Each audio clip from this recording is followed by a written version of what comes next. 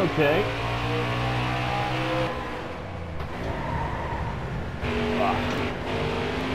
Turn the volume down on the music a little bit.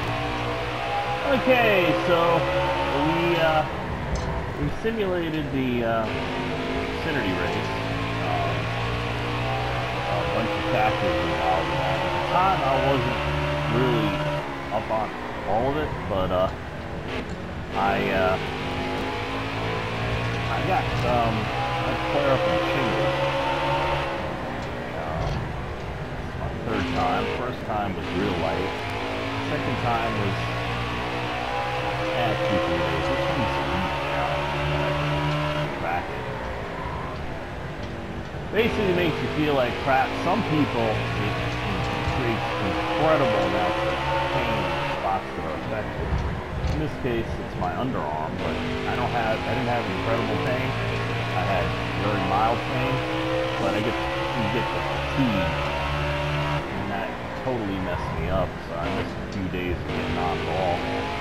When I did get on, I was suffering from it, but I wasn't aware of it. To work on the Xfinity car. Now remember that was a 89, 88, something like that. Car, and flat track like this, Martinsville, you need engine power. It's about handling, but you need engine power and handling. You can't really go without one or the other. And we qualified like 31st. I started running a race, 10 laps, and I had the leader up my ass, so I was like, nope.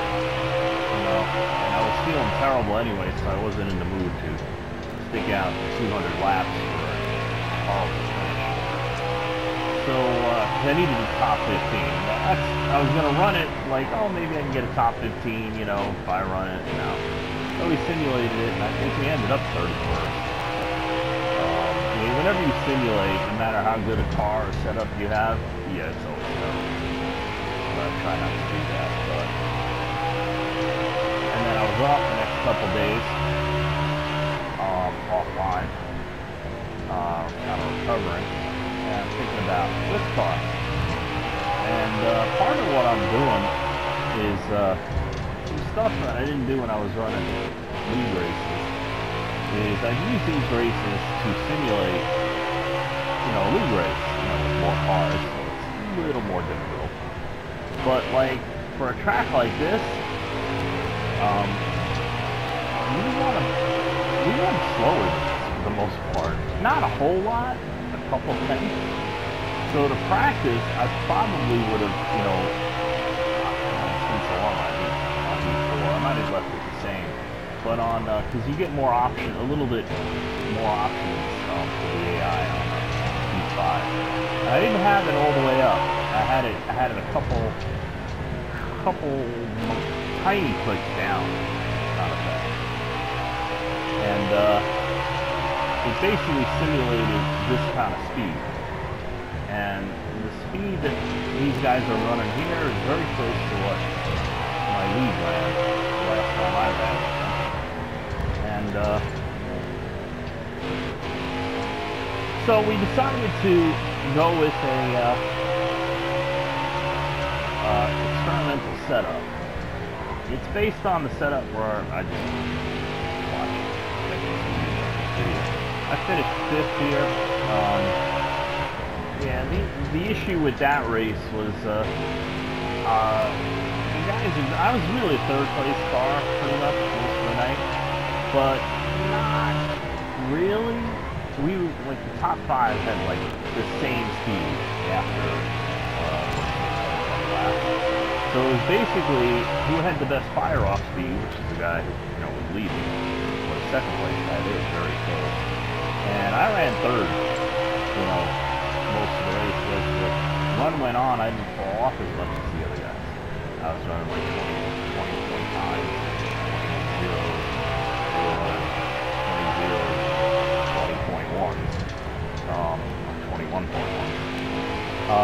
So it became more of a strategy kind of race, and I think we had a late caution that just didn't get the brakes I needed. Ended up fifth. Solid night, you know, kind of thing. And again, you know, speed wasn't really the issue. A little fire off speed. So, you know, I'm looking at this, and like in P4, the goal speed was a 20.5, right? So I was pushing at that, and I hit my previous record was a 20.8 something, 20.896 I think. And I started with this experimental setup, and I got it down to a 20.796. So that was a full 10th, right? That was cool, right? And this is a race that starts late afternoon, just in P4, and goes to the night. And when we talked about, you know, the difference in speed, setups, and handling between day and night, well, practice, we worked on it. It was pretty much daytime out. Just the way this track is. And I got it going pretty good, but I knew, you know, I'm going to have to fine-tune it to figure out what it needs in the race. And I get in the race, and I'm a full 2/10 slower than I was when I finished 5th. So there's a few contributing factors.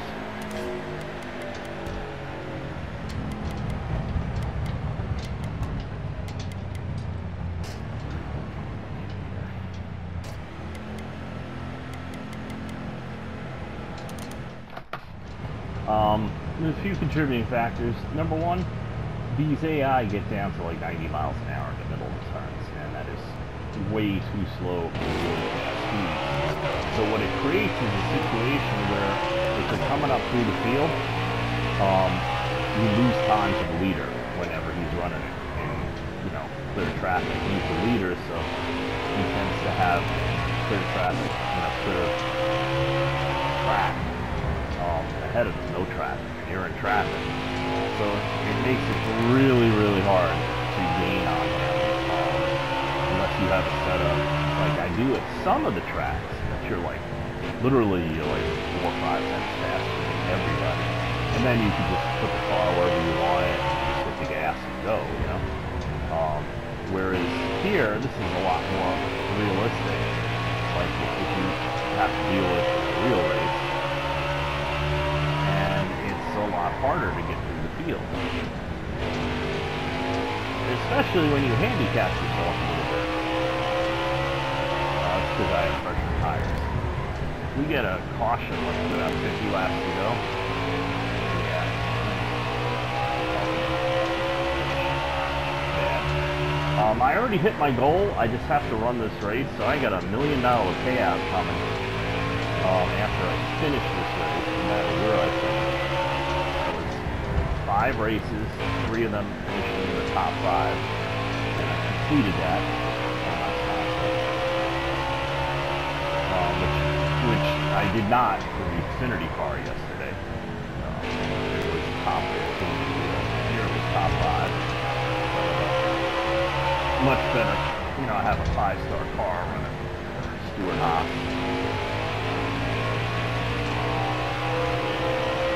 Where they beat me, if you notice, is acceleration. And at a short track like this, it makes it really hard to keep up with them, especially on, even if you have pressure tires in them.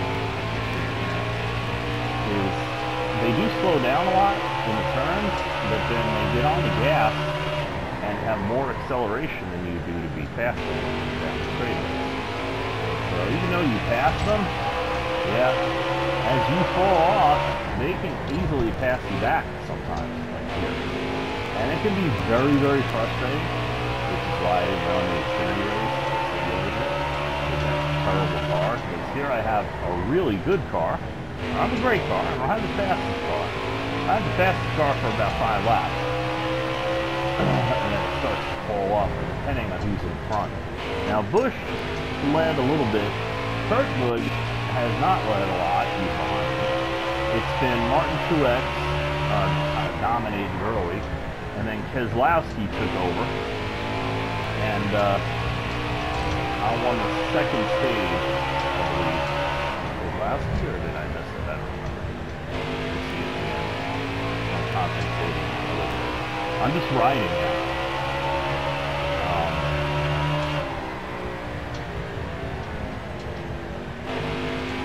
If I see opportunity, you know, I'm riding because I'm trying to see what it needs, right? A couple of things I don't like, which didn't have offline, before the race, practice or whatever it was. Right front is too high. And then when it gets to about halfway, now mind you, we've only had, you can run 110 laps, I've only had a 70-something lap run, you know, which, it just started to get a little loose there, but it was totally drivable. And one of the issues is if you notice, look at the tire temps. The right sides and the left front are hotter than the left rear. Now typically that means to me in my setup that it's going to flip over like halfway through the run in a way that I don't like. And yes, that's what happens here. The setup I built this from was much more stable, but I'm looking for more overall speed. And starting out, firing off, I did get that. I gained 2/10 there, 26 here. I had it up to 26.4, which is great. But again, the goal when you're in practice, the goal is a 20.5. So I'm still a couple tenths off, but I made a good gain. I can drive it. Made huge adjustments, and it still kind of, you notice, it still kind of goes right front tight, which is hurting me later in the run, but I can drive through it, you know, kind of thing. It's slowing me down. But the main thing is it's loose, it's tight, and it builds tight until it gets loose. So I really don't have, you know, that's why it's only really fast for 5 laps. So it's close. I was running a league race. I actually might be able to win. But the issue with the setup, the way it's handling, is I can't put it where I want to. And one of the things I handicap is the original setup had a 53 brake bias, which if I remember correctly, and I remember too late after I started this race, is it wasn't low enough. And instinctively, I just put it down to 50, but I have run here, and like at Martinsville, with 41 brake bias. Now, it's just as important at Martinsville as it is here, but here, I tend to need to adjust, especially if it's tight like that, and if the brake bias is too high, then it's not gonna help my nose cut. It's gonna push it up, and that's not good. And I'm already tight, so instead of using the brake to help me drive through it in a directional sense, give me a little tap on the wheel. That's what I'm talking about. That's maneuverability. That's the brake. You know, it didn't pull the nose to the left like I'm used to. Just a little bit, you know. You know, people get a little upset. There's a lot of guys, no, what do you mean 50, that's crazy, you know, you spin yourself out. Well, if you are loose, too loose in, which if you have a really loose setup, and it stays loose the whole run, yeah, you get loose in. So one of the fixes is to up your brake bias. But when you're not loose in, it just slows you down. You can't use it. You know, when you hit the brake hard or whatever, you can literally shoot to the right, which is how I learned to not use super high brake bias. Use the right brake bias, so then you can stomp on the brakes and not kill yourself in the process. but I got my brake bias too high, and it's not helping me. So it's one of those tools that I can't really use. And it, like, you know, when I have to stomp on the brakes or something, yeah, I'm really so not used to the brake pulling me to the right that, you know, it like surprises me and gets me into more trouble. I caused a couple of cautions early because of that. And, I've been better since the first stage, but, you know, it's very frustrating.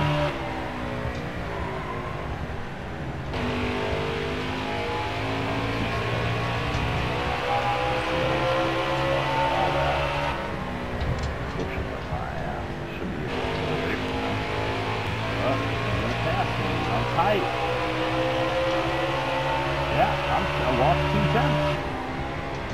Only getting a caution. That's weird, but they're not fitting. I'll fix that.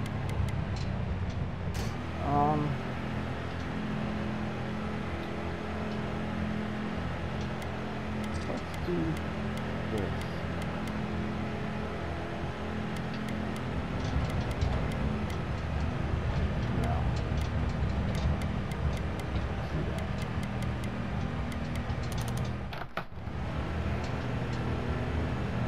You up the tire pressure a little bit then. Okay, in a long run, you lower the tire pressure a little bit when you're building a setup 100 laps out of the long run. So if you get loose or tight, it takes longer for it to have a really bad effect on it. So you can get through to a certain point. You know, a lot of times it'll feel like falling off a cliff, but you'll be really good until then. Might not be the best, but to be really good that is better than you would be if you didn't have it. If you have a shorter run, you up the tire pressure so that they come the handling, the best handling of the car comes up to speed. Because typically in real life it takes about two laps for tire pressures in NASCAR to come up until you get to where the car is going to handle for the majority of the run. Now, if it falls off halfway through the run, whatever, it'll be from, you know, 2-3 laps in, starting out until that point, that you'll have the fastest car that you'll have. The guys that win a lot of races, long runs and stuff, are the ones that doesn't fall off the cliff halfway through, and you can go all the way and still have, you know, not the fastest car on the track, but fast enough to keep everybody behind you, racing each other's back. Typically, you know, that's one of the strategies we talk about. Oops, see, I waited too long. And when I hit the gas, I hit the brake, it started to slide up, so I had to get off of it. Yeah, so, you know, a lot of guys' strategy is get a great fire-off car and just have it so you can drive it the rest of the run. If you pull out and get a big enough lead, all you have to do is maintain it until the end of the race or the stage or whatever. And, you know, especially when you run the stages, that's become, I think, a very popular strategy. I prefer to have a car that handles good, because inevitably in my life, my sim racing and also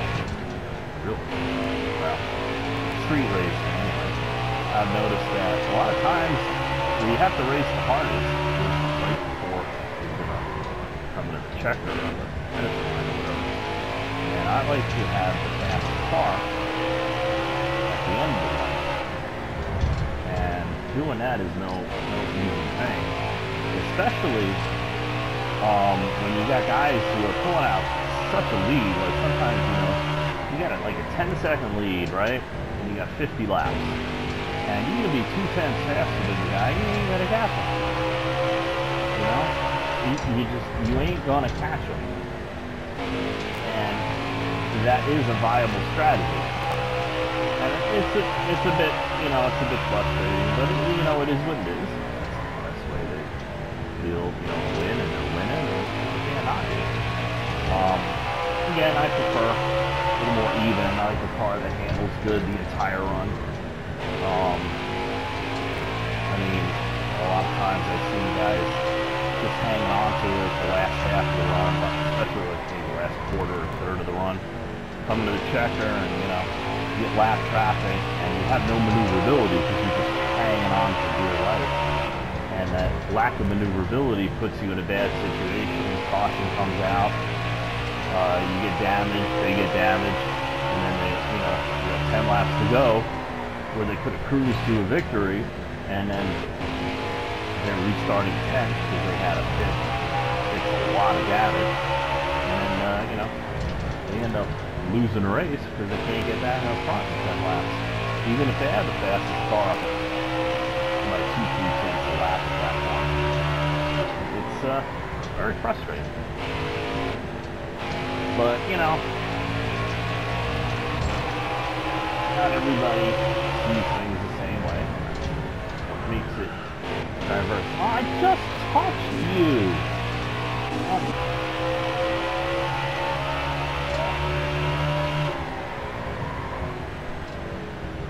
Coming out of turn 2 here, as I mentioned, they don't take the line like they do in real life. It seems more, but they're about a half a lane lower exiting.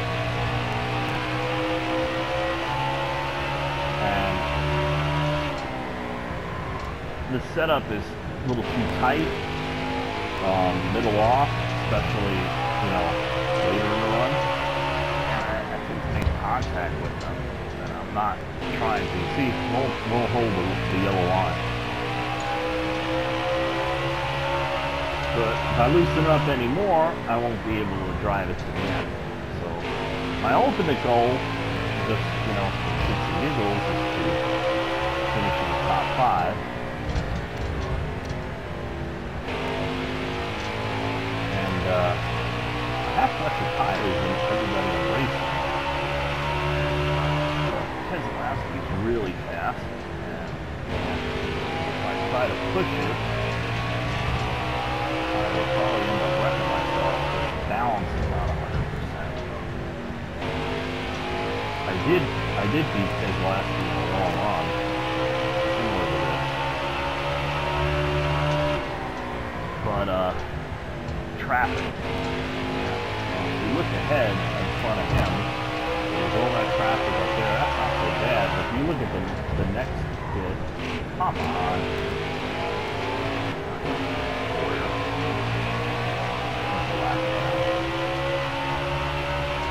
He pitted when no one else pitted for whatever reason. One of those cautions. And most of the field didn't.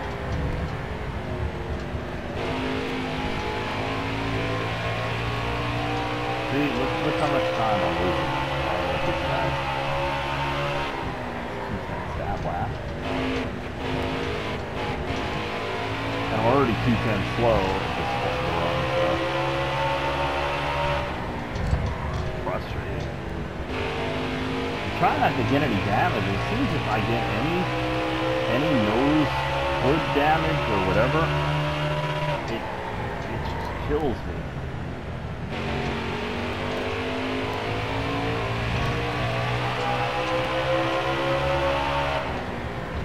Solid second is good, but being slow with these guys is a lot of guys. You see how they just accelerate away from me, standing still? I can put the rear end up a click a little bit more here, but it'll make it harder to drive, especially the way the setup is in the long run, so I hate to see not to do that.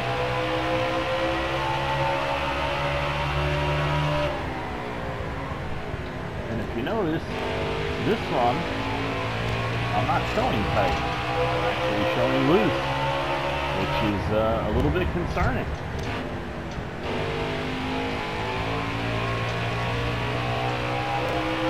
218 to 225. Left front is less temperature than it has been in the past. Wait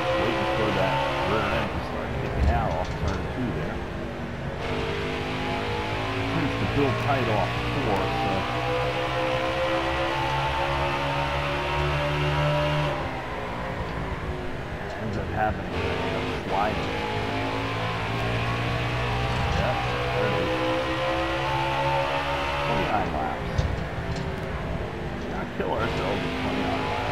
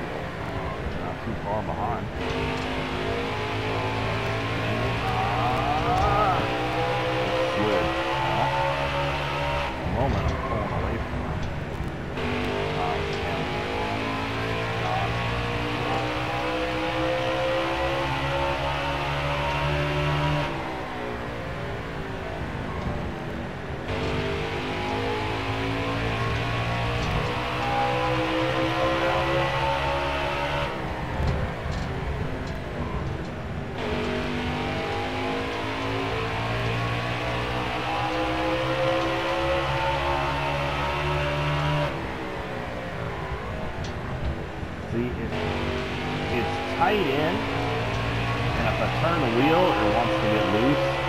The same thing off, it just bounds.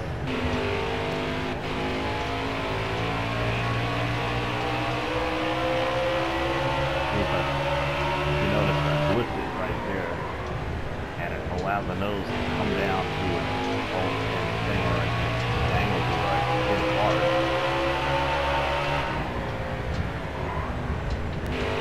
Going up here, being loose or tight, yeah, it just makes it slide off, being on the outside, waiting to run in this setup. Oop, see, that's not breaking again.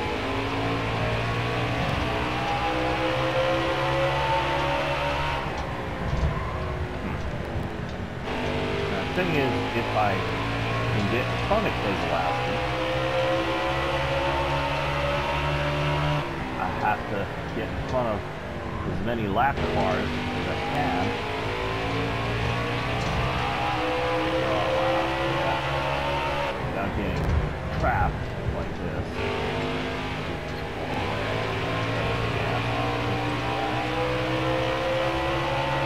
But I have no maneuverability. I'll be lucky to finish in the top 10. Very lucky.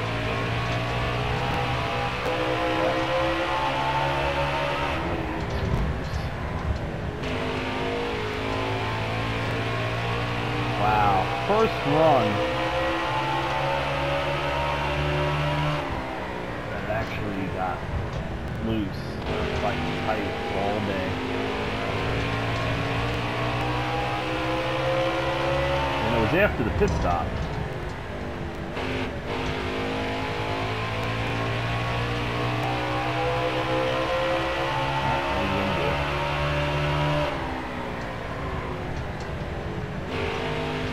By myself, even though I'm loose, I can pretty much drive it. Figure out how to drive it. But I'm a little bit slow.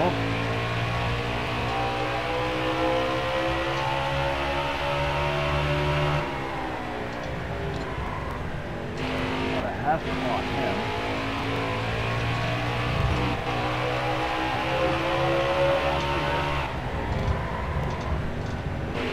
Sliding up.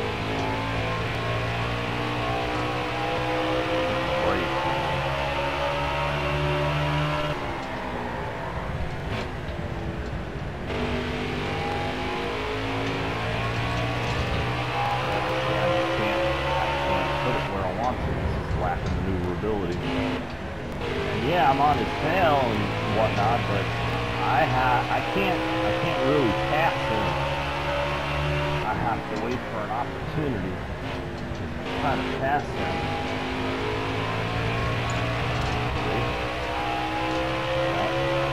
Car don't want to. He's sliding up. Control four-wheel slide. If I do it too aggressively, I'll bounce off the wall.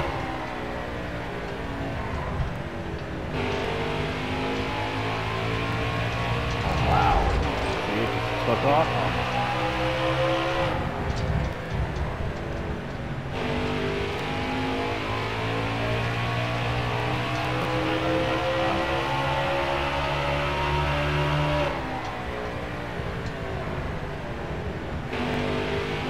This is exactly what I was talking about. I have an advantage over the leader, but my car setup has, gone to the point where I can't take advantage of it. Look at that. Those brakes.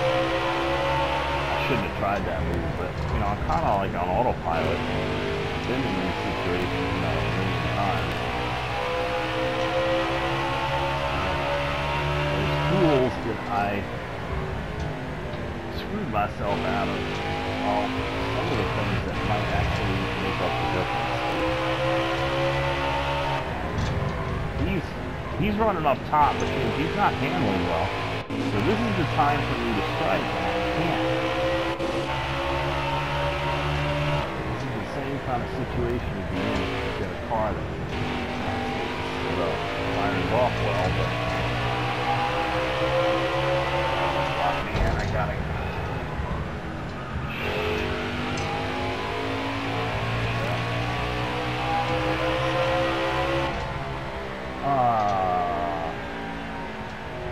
start the lap 14. Well, we got nothing left to lose.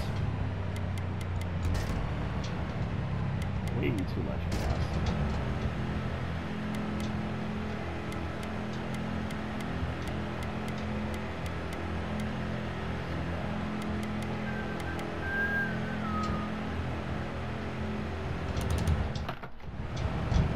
$14. Well, it'll be exciting. I hate that. I just clipped them. Dumb damage.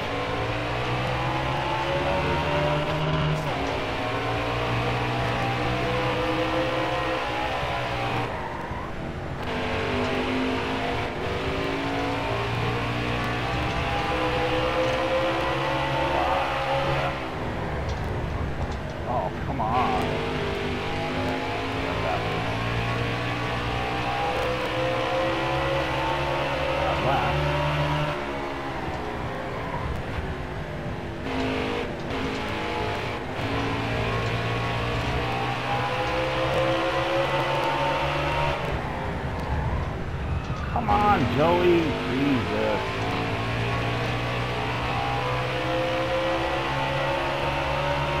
I know what's happening. That's another issue I don't like about it. You're diving under into the turn.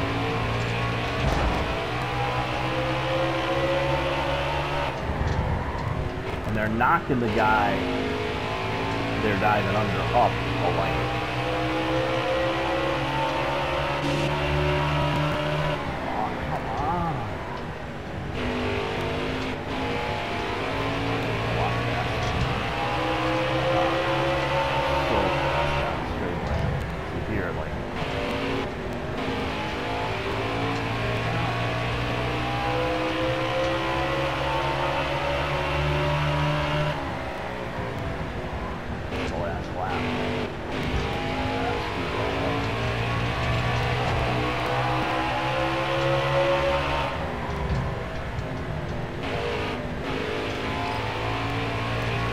Well, at least it's over.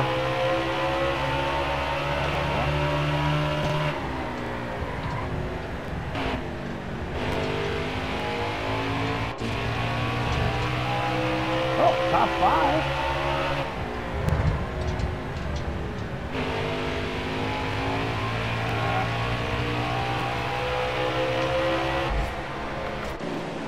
Well, that was a good race. Disappointing, you know, 102. These guys are like a half a lap faster, half a second a lap faster than me starting off.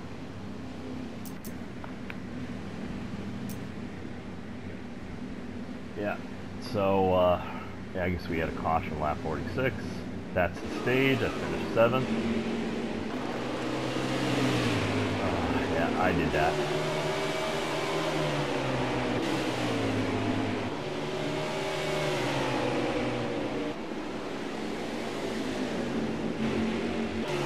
But the setup wasn't bad, but I have to fix, you know, the brake bias. That's the key thing. And we got it loose. You know, it was tight the whole race. We got it loose, but still got to work on it. So I have to do some shock adjustments.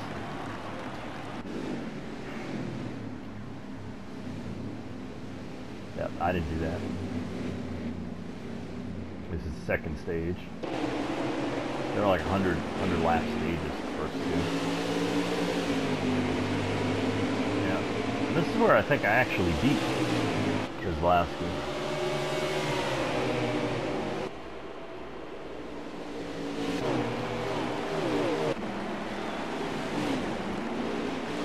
Yeah, I get by him there. He gets back past me before the end. Yep. I get back down. You see him, if you saw the front wheel, I'm turning it and it's not turning, but I actually managed to win a stage, so we got 7 place points and we won a stage playoff point there. And here I set it up a little tighter, but we ended up having incidents. So this is a caution. And I'm just, you know, kind of riding. This is late in the run. No, this is halfway through the fuel run, and I'm moving forward because I got fresher tires. I pitted, nobody else pitted. The 25 lap caution, so I got like 20-25 lap fresher tires. As the laps wind down, you know, I moved to the front, and I was perfectly fine with the strategy, you know, maybe getting a win out of this, but we had a couple of cautions. I think I caused one. Yeah, not really, but into turn 3, I was chasing the leader, and a lap car was going to dive in front of me, and I kind of I did what I would do if I had normal brakes, and I went to put my nose under him, and when I hit the brake, it didn't pull it left. You know, kicking myself, whatever, but it caused a caution. But that wasn't terrible, because it still put me in second place at the end. It was that last caution that really took away my second place finish, possible win. Yeah, I could have stayed out, but my experience with when you have such a handling issue and you're deep into it at the end of a run, yeah, put fresh tires on it, because I probably would have went out there and probably would have finished, you know, 10th or worse. When you put an E-cycle on tires like that. Yeah, we ended up at 5th.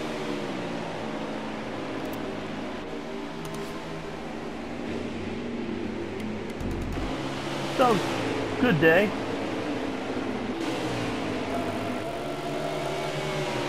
Still got almost 200 grand regular.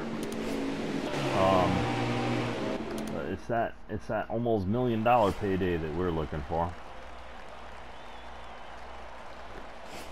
604. Okay.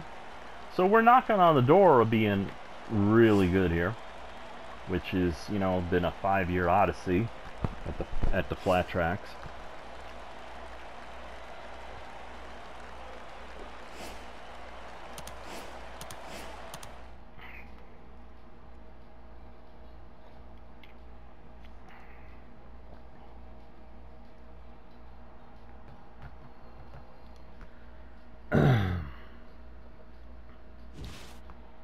So, and we really need the money for our Xfinity team. Oh, so we got 300 grand worth of merchandise, and I'm reading this right. That's awesome. There it is, 998,400 bucks incentive.